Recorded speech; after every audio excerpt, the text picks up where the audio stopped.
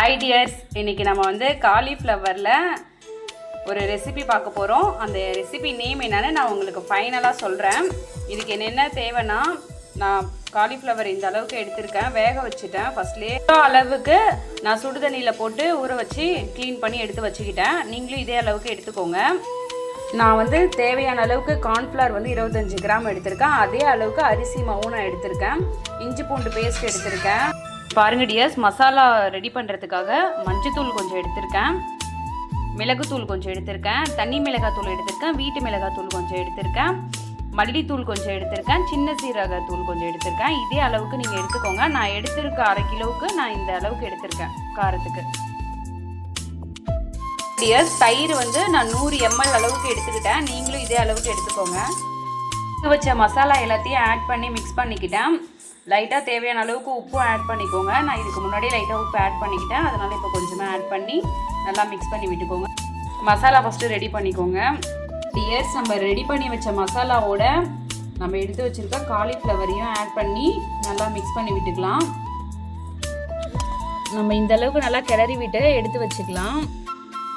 10 நிமிஷம் அதுக்கு முன்னாடி மசாலாவோட மிக்ஸ் பண்ணிவிட்டு நம்ம ஊற வச்சுட்டு அதுக்கப்புறம் எண்ணெயில் நம்ம பொரிச்சு எடுத்துக்கலாம். எண்ணெய் ஊற்றி நல்லா சூடு பண்ணிக்கலாம். டியர்ஸ், நம்ம எண்ணெயில் போட்டு நல்லா பொரிச்சு எடுத்துக்கலாம். டியர்ஸ், நம்ம எண்ணெயில் நல்லா பொரிச்சு எடுத்து வச்சுக்கிட்டோம். அடுத்து டியர்ஸ், ஆனியன் நான் இந்த அளவுக்கு கட் பண்ணி வச்சுருக்கேன். மீடியம் சைஸ் அளவுக்கு 3 வெங்காயம் நான் இந்த அளவுக்கு நீங்களும் கட் பண்ணி வச்சுக்கோங்க. எக்ஸ்ட்ராவே எடுத்துக்கோங்க. விதை நீக்கிட்டு நான் வரமிளகாய் எடுத்துருக்கேன். நீங்களும் இதே அளவுக்கு எடுத்துக்கோங்க. எடுத்து பாருங்கள் டியர்ஸ், தேவையான அளவுக்கு உப்பு, மல்லித்தூள், மிளகுத்தூள், மஞ்சத்தூள், தனி மிளகாத்தூள் எடுத்திருக்கேன், சின்ன சீரகத்தூள் கொஞ்சம் எடுத்திருக்கேன். இதே அளவுக்கு நீங்களே எடுத்துக்கோங்க. வானல் வச்சு நல்லெண்ணெய் ஆட் பண்ணியிருக்கேன். நல்லெண்ணெய் தான் ஹெல்த்துக்கு நல்லது. நீங்களும் அதே மாதிரியே ஆட் பண்ணிக்கோங்க. எடுத்து நான் காஞ்சி மிளகாய் விதை நீக்கிட்டு வச்சுருந்ததை ஆட் பண்ணிக்கிட்டேன். இதெல்லாம் கொஞ்சம் எக்ஸ்ட்ராவே ஆட் பண்ணிக்கோங்க. இதே மாதிரி நம்ம கட் பண்ணி வச்சுருக்க ஆனியனை ஆட் பண்ணிக்கலாம். ஆட் பண்ணிவிட்டு நல்லா வதக்கிக்கோங்க. நல்லா பொன்னிறமாக ஆகிற அளவுக்கு மீடியம் ஃப்ளேமில் வச்சு வதக்கிக்கோங்க.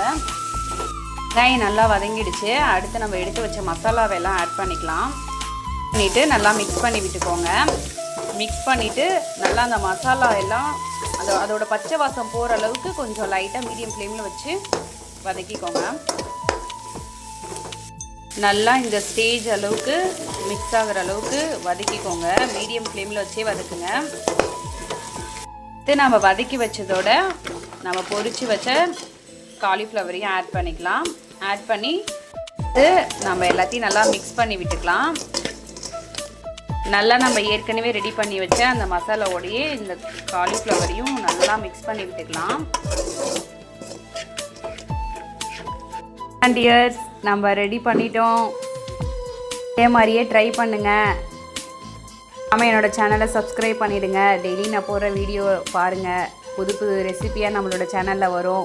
கண்டிப்பாக சப்போர்ட் பண்ணுங்கள், லைக் பண்ணுங்கள், பிடிச்சிருந்தா கமெண்ட் பண்ணுங்கள். நீங்களும் வீட்டில் ட்ரை பண்ணி பார்த்துட்டு எப்படி இருக்குன்னு எனக்கு கண்டிப்பாக சொல்லுங்கள்.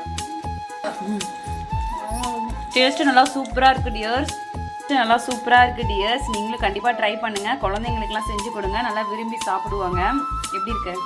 நல்லா இருக்கு. எல்லாரும் வீட்டில் ட்ரை பண்ணி பாருங்கள். எப்படி இருக்கு? சூப்பராக இருக்குது. காலிஃப்ளவர் சாப்பிட்டதில்லை, ஆனால் சூப்பராக இருக்குது சாப்பிட்றதுக்கு.